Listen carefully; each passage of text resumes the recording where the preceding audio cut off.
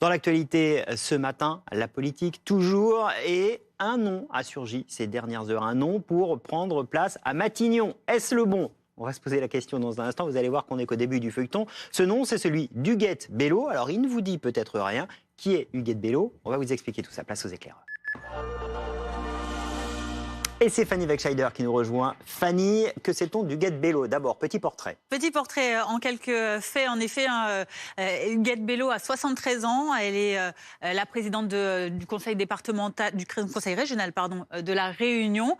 Elle est également fondatrice du parti Pour la Réunion. Alors c'est une habituée des bancs de l'Assemblée nationale puisqu'elle y a siégé quasiment un quart de siècle. Elle a été députée entre 1997 et 2020 pour le groupe GDR, la gauche démocrate et radicale, d'où son acquaintance avec Fabien Roussel, ou encore en non inscrite. Et puis elle a également, plus récemment, été candidate sur la liste La France Insoumise aux élections européennes de cette année. Elle a été proposée par Fabien Roussel des communistes, et elle est soutenue par la France Insoumise. Oui, alors à la fois, donc, je disais Fabien Roussel, qui en effet a proposé son nom lors d'une réunion dans la nuit de mercredi à jeudi aux quatre dirigeants des quatre partis de la NFP, en disant qu'elle sait ce qu'est le Parlement, elle sait ce que c'est que construire des majorités. Et en effet, la France Insoumise également la soutient, puisque c'était aussi un soutien elle-même de la France Insoumise.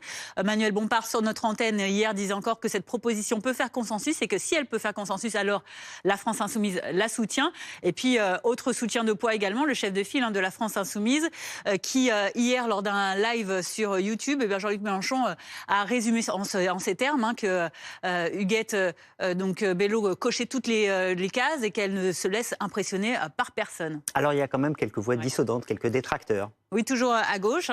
Il faut encore convaincre au sein du nouveau Front populaire, notamment du côté des écologistes. Alors pour l'instant, pas de son, pas d'image. On sait juste que Marine Tondelier a parlé au téléphone à Huguette Bello, mais on n'en sait pas plus pour le moment. En tout cas, ce qu'on sait, c'est que du côté du Parti socialiste, là, on est carrément opposé à cette candidature pour le poste de Premier ministre, puisque le seul candidat valable pour les socialistes, c'est évidemment Olivier Faure. Et par ailleurs, le Parti socialiste regrette que Huguette Bello ait pris position, en tout cas ne se soit pas présentée pour le vote du mariage pour tous en 2013. Merci beaucoup Fanny pour toutes ces